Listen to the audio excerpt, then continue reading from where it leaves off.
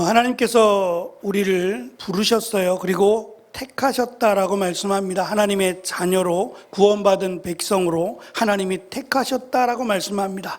나의 공로가 아니라 은혜로 택하셨다라고 말씀하시고, 그럼에도 우리가 세상 가운데 살아야 하니 연약하고 부족하고 힘들 수 있습니다. 그래서 하나님께서 우리에게 주신 하나님을 만나고 하나님의 은혜를 받을 축복의 통로라고 할 수 있는 세 가지 통로를 주셨어요.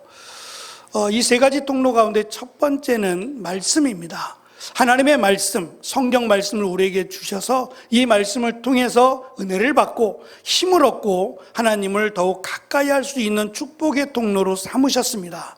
두 번째가 성례라고 하는 성찬식과 세례식입니다. 이 성찬과 세례를 통해서 하나님의 은혜를 경험하고 고백할 수 있는 축복의 통로로 허락하셨습니다.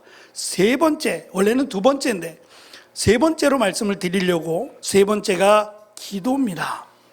기도는 우리가 영적인 호흡이라고 이야기합니다. 숨을 안 쉬며 살 수 없는 것처럼 영적인 삶에 있어서 기도만큼 소중한 게 없다. 특별히 우리의 개인적인 문제나 삶 속에서 통로로 제공해 주신 것이 기도입니다. 그런데 아무나 기도하면 되느냐? 물론 기도할 수 있어요. 누구도 기도할 수 있고, 하나님을 안 믿어도, 예수님을 알지 못해도 기도할 수 있어요. 그런데 그 기도는 그냥 공중에 흩어지는 기도예요. 하나님이 들으시는 기도는 반드시 예수 그리스도를 믿음으로 시작된 기도입니다. 그래서 우리가 기도를 마칠 때 예수님의 이름으로 기도합니다라고 꼭 기도하는 이유가, 우리의 기도는 그냥 이렇게 하는 그런 말이 아니에요. 하나님 앞에 드려지는 기도라는 말입니다. 다 기도는 하나님의 응답을 기대하는 기도예요. 그러니까 하나님의 응답을 기대하는 것은 반드시 예수 그리스도를 믿음으로, 그리고 예수 그리스도의 이름으로 기도해야만 합니다. 그 기도를 하나님이 들으시고 하나님이 응답하신다고 말씀하셨어요. 이 귀한 축복의 통로 가운데 오늘은 기도에 대한 말씀을 나눌 텐데, 지금 사도 바울은 감옥에 갇혀 있어요. 감옥이라고 하는 것이 지금처럼 현대화된 감옥이 아니라 그냥 굴을 파고 차가운 바닥인 돌 속에 가두는 거예요. 먹는 것도 제대로 주지 않았어요. 마치 짐승 취급했단 말입니다. 죄인이니까, 죄를 지은 사람들이 들어가는 곳이 감옥이니까 죄인 취급했고 짐승 취급했어요. 그러한 아주 열악한 환경 가운데서 사도 바울이 기도합니다. 그 기도가 나를 감옥에서 빨리 꺼내주세요 라고 하는 기도가 아니라, 오늘 우리가 읽은 말씀이 이 기도에 에베소서 성도들을 향한 정말 위대하고 중요한 기도라고 말할 수 있습니다. 여러분은 지금 어떠한 기도를 하고 계시나요? 여기 모인 우리는 예수 그리스도를 믿음으로 하나님 앞에 예수 그리스도의 이름으로 기도하는 성도들이니까 어떠한 기도를 하고 계시나요? 똑같은 기도가 아닐지라도 다양한 기도라고 해도 범위가 있을 겁니다. 어떠한 기도를 가장 우선으로 하고 계실까요?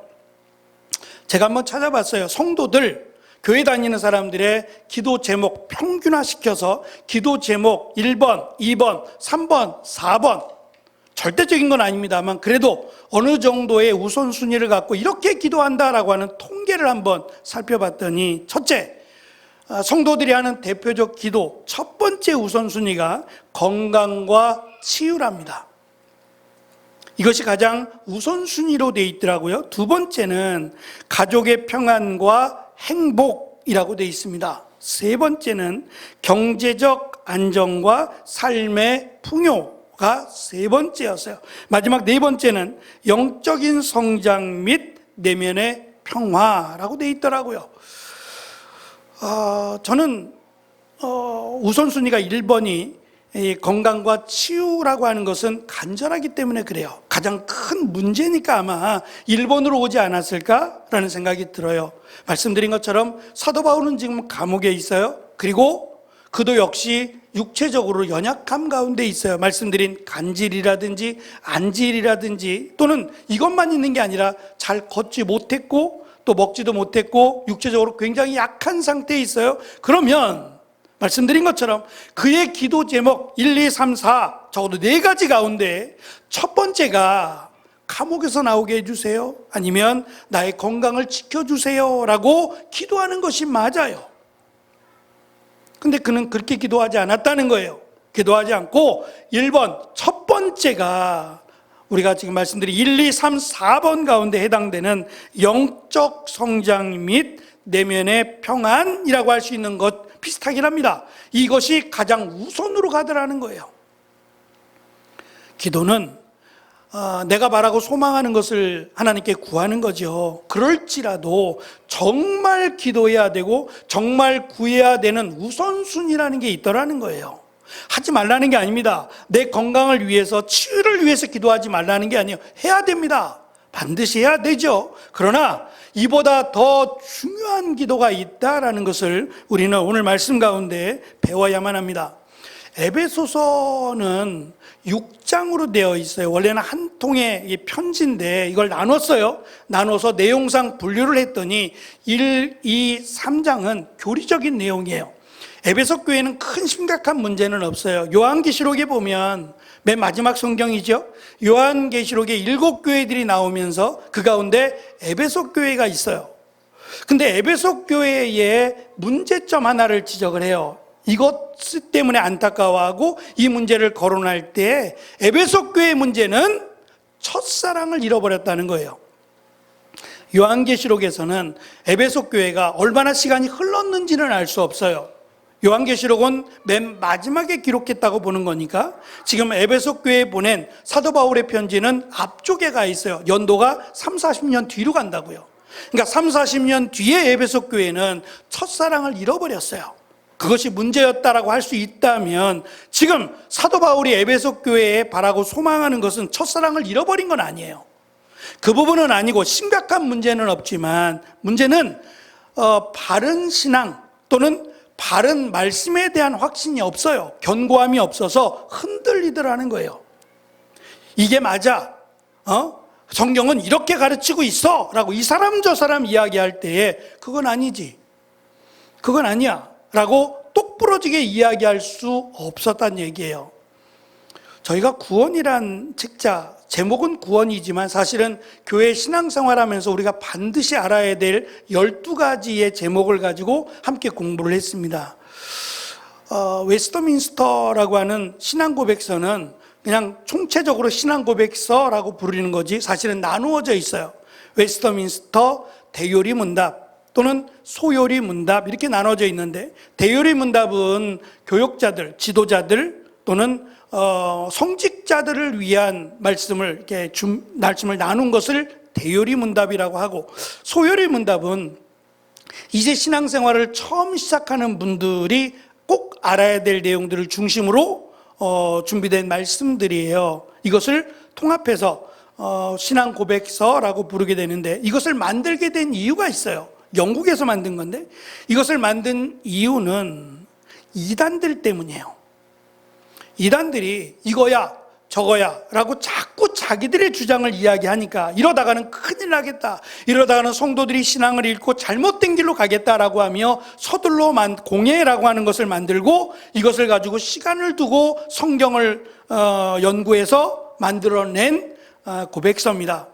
그래서 우리는 총 35강 전반부 후반부에서 35강 35개의 과목을 가지고 말씀을 나누게 될 텐데 조금 어려울 수 있어요.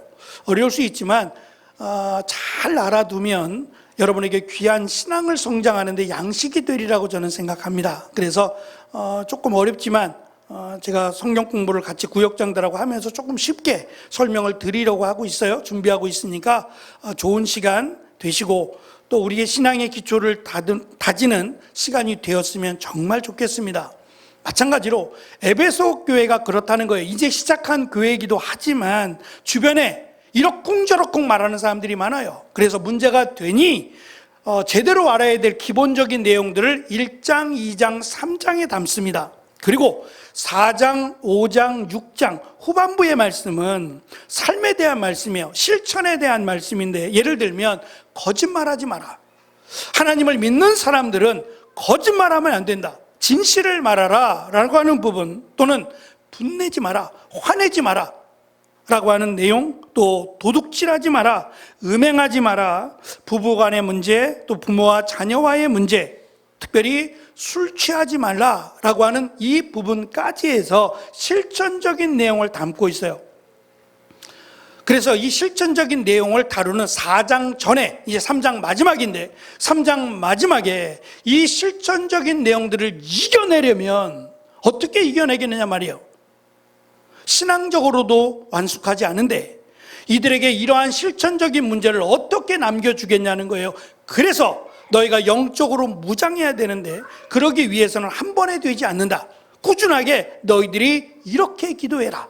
이렇게 기도해서 이제 4장, 5장, 6장에 등장하는 실천적인 문제들을 잘 이겨내야 한다라고 하는 권면의 의미에서 지금 이 3장의 후반부의 말씀은 기도에 대한 건데 이렇게 기도해라.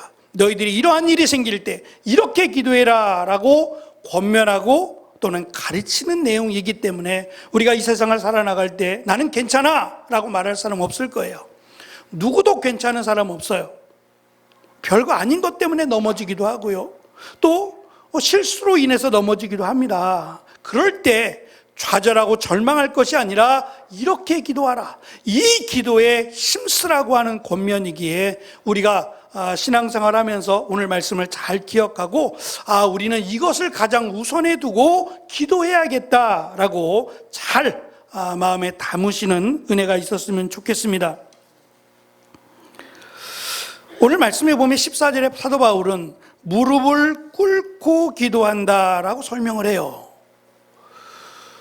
우리 지금 앉고 계신 의자는 우리나라에 기독교가 들어오면서 처음에는 의자가 없었어요. 의자라고 하는 것이 없었고 의자 문화가 아니잖아요. 우리는 방바닥 문화예요. 기억나시죠?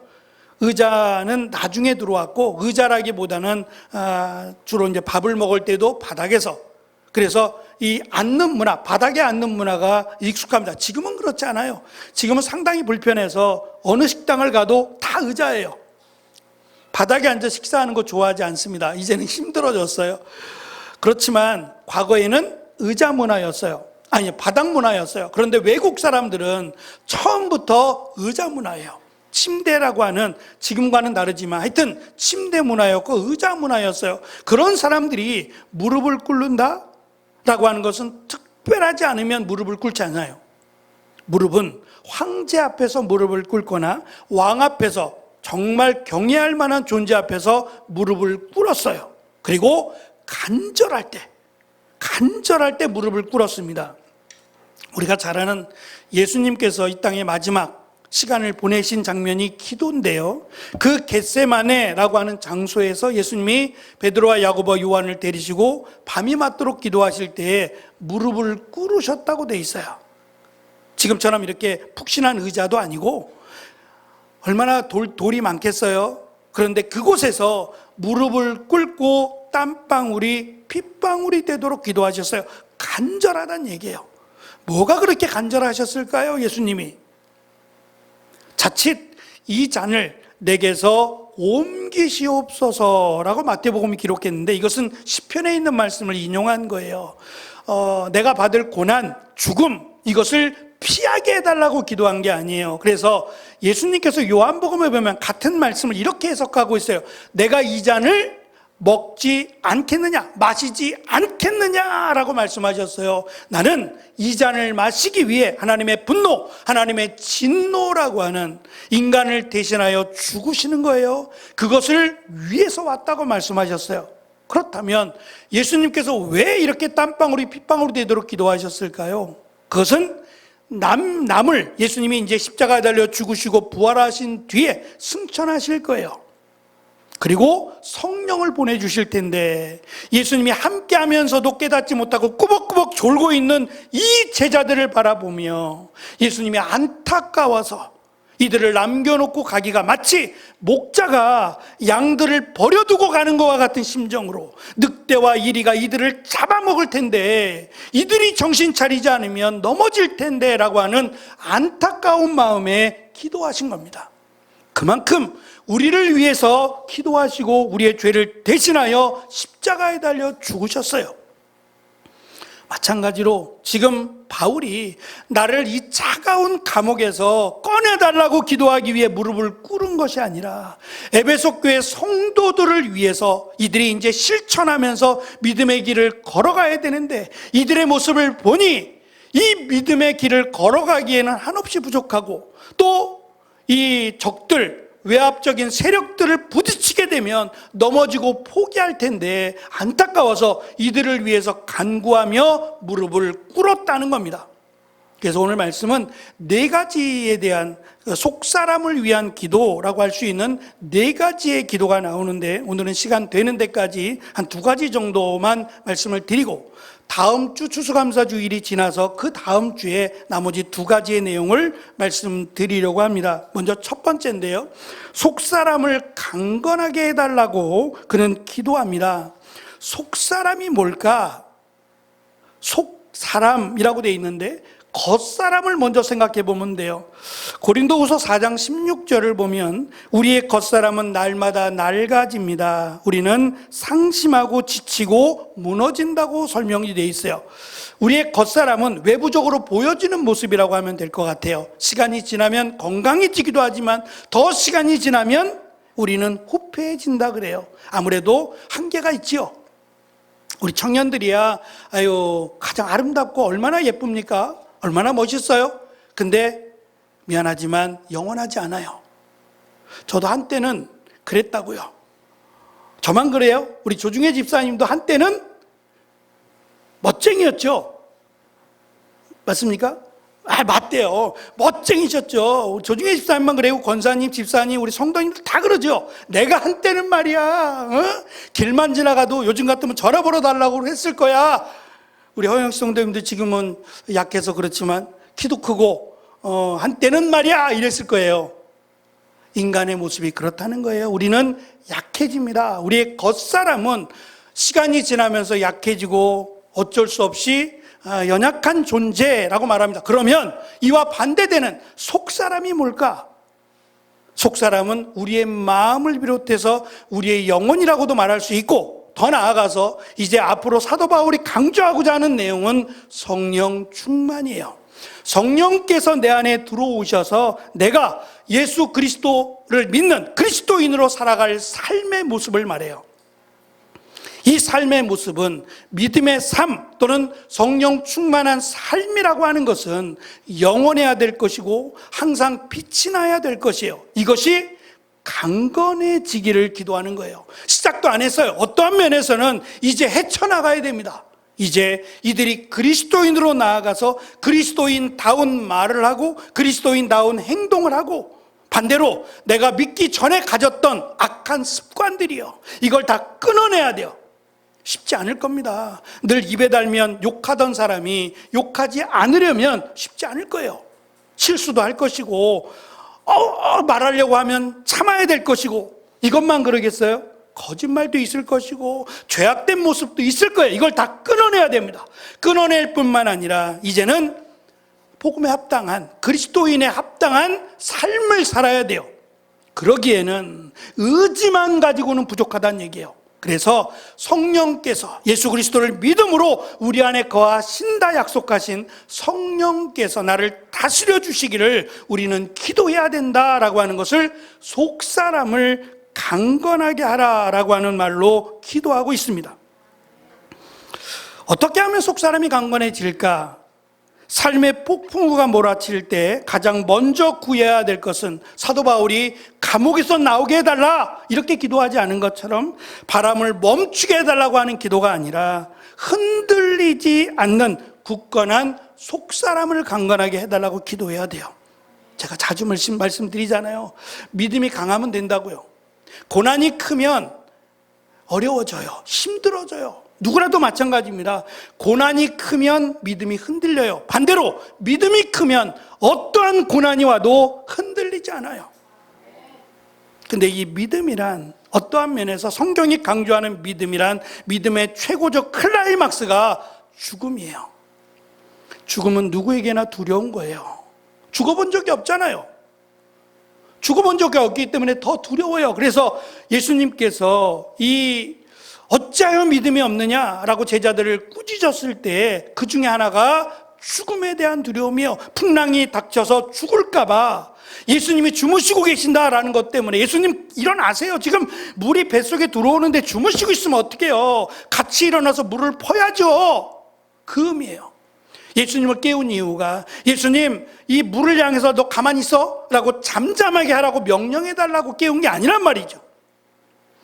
예수님 지금 한 사람의 손이 부족한데 물 푸기에 부족하니까 빨리 일어나셔서 물을 퍼내야죠 라고 하며 예수님을 겨우 물 퍼내는 사람으로 생각했어요.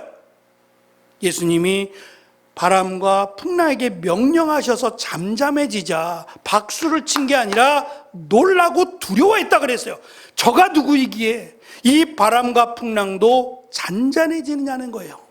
아직도 깨닫지 못하는 겁니다. 우리는 예수님을 어떻게 믿고 있는 거예요? 내 부족한 점, 내가 바라고 소망하는 것을 해결해 주는 해결사 정도로 믿는 겁니까? 아니라는 거죠. 예수님은 그런 해결사가 아니라 우리를 죄와 사망으로부터 구원하기 위해 오신 하나님이시란 말입니다. 그래서 우리의 기도는 날마다 내 속사람 성령으로 충만해지기를 위해서 기도해야만 합니다. 그래서 어떤 이는 이렇게 말합니다.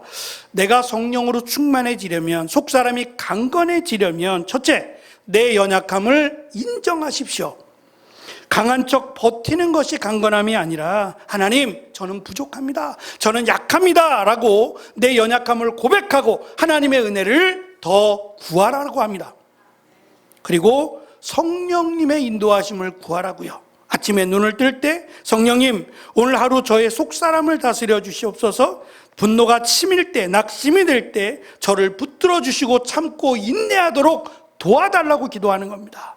구체적으로 말입니다. 나의 연약함을 드러내고 나는 이런 면에서 약합니다. 하나님 내 눈을 지켜주시고 내 마음을 지켜주시고 내가 하는 입술을 지켜주셔서 쓸데없는 말 하지 않도록 도와달라고 기도하셔야 돼요. 그냥 하나님 막연하게 도와달라고 하지 말고 내 연약함을 내려놓고 기도하셔야 된다는 말입니다.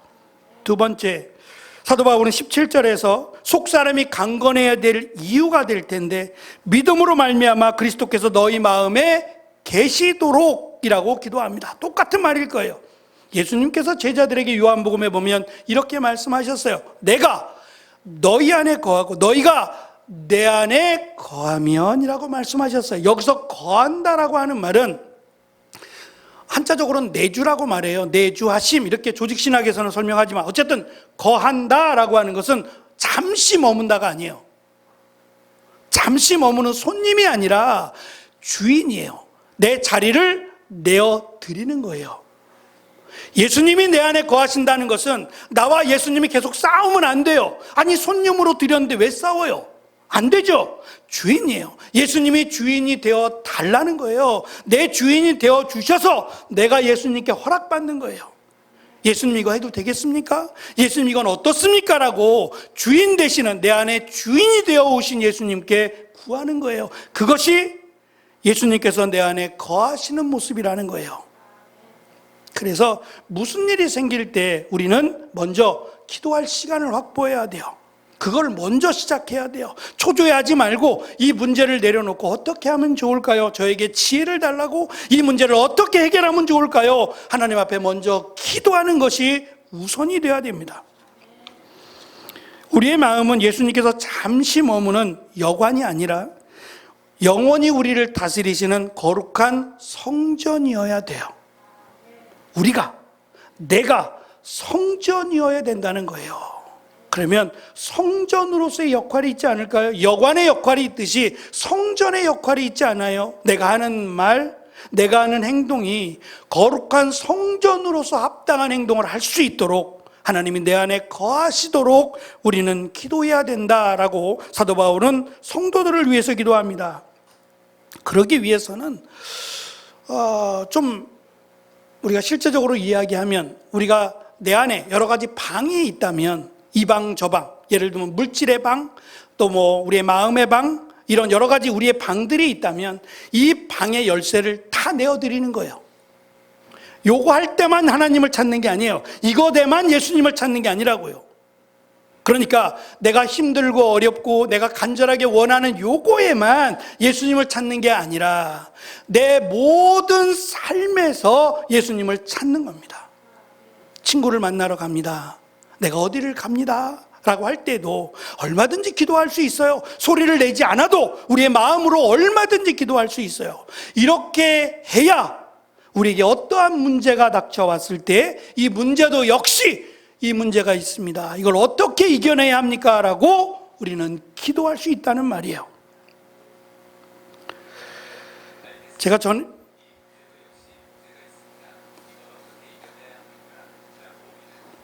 태블릿인데 제가 AI가 지금 제가 하는 말을 듣고 반응을 했어요. 스탑.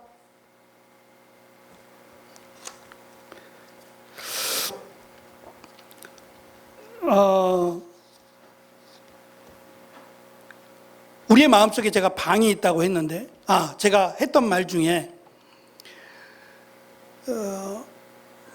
새벽에 예배를 드리다가 새벽에 나오시는 분들은 거의 비슷해요. 거의 나오시는 분들이 정해져 있는데 갑자기 어떤 분이 나오시면 반가울까요? 걱정이 될까요? 새벽 예배. 반갑고 기쁘기도 하지만 한편으로는 걱정이 돼요. 왜요? 새벽기도 안 나오신 분이 갑자기 나왔으니까 얼마나 큰 문제가 왔겠어요.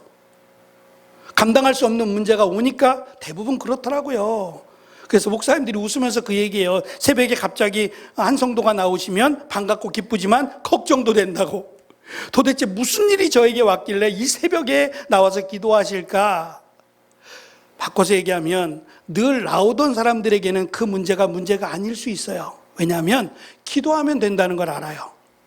늘 새벽에 나와서 내 문제뿐만 아니라 연약한 분들을 위해서 중보하며 기도하시는 분들은 웬만한 문제가 와도 흔들리지 않는다고요. 기도라는 것이 내 삶의 한 부분이 되어버렸어요. 아니, 내 삶이 되어버렸다고요. 그런데 기도하지 않는 분들은 갑자기 기도하려니까 힘든 거예요. 기도도 안 되고 어떻게 기도해야 될지도 모르겠고 그래서 무작정 나오는 겁니다. 무작정. 그것도 귀해요. 그것도 귀하지만 지금 사도 바울이 4장, 5장, 6장에서 너에게 이런 문제가 있지 이 문제를 어떻게 이겨낼 거야 라고 하며 권면하고 이겨내기를 응원하고 기도할 때 사도 바울의 기도도 있지만 이들이 스스로 기도하면서 힘써 이 문제를 이겨내야 되는데 그러기 위해서는 이렇게 기도해야 된다는 겁니다.